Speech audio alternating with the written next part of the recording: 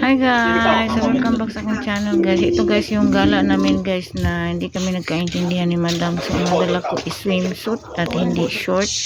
So hindi ko na-enjoy yung gusto ko sanang maligo. Kaso swimsuit yung hindi ko sinuot yung aking swimsuit kasi naglalakad na lang ako dyan sa may dalampasigan. So ayan. Tapos naghuhugas na kami ng aming mga paa kasi aalis na kami guys kasi tanghali na kami mananghalian. At hindi ko talaga na-enjoy guys kasi gusto ko sana maligo ng dagat. Hindi ako makaligo ng dagat nang dahil sa wala akong dalang short swimsuit na meron, nakakahiya naman sila naka-short lang. So ayan. So, ang ganda dyan guys, kaso walang masyadong naliligo kasi nga, na siya, parang remote area siya. So, ito naman yung kung saan kami gustong mananghalian guys.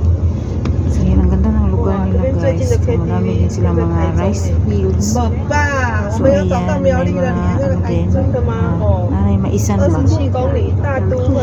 So, yung nadaanan po namin is, madami po siyang rice fields. So guys, ang ganda. Bongga talaga siya guys. Tapos yung pinuntahan namin kung saan kami gustong mananghalian guys, sarado pala kasi holiday. So hindi kami napagtanghalian dyan. So naghahanap na lang kami ng ibang guys kasi nga wala sarado So, bongga talaga dito sa Taiwan guys. Sa to guys, sa bandang Tainan.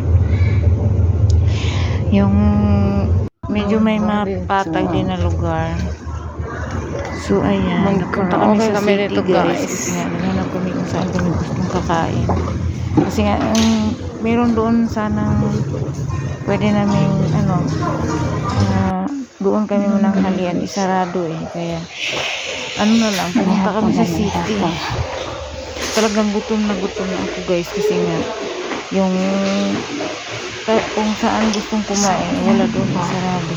Kasi may hapon daw guys. Punta kami sa city na din. Na kami yan. Ito guys, nag-stay na kami sa isang hotel. Yung parang simbahan nila dito. Pero hindi sa simbahan guys meron siyang building na pagmamayari ng simbahan.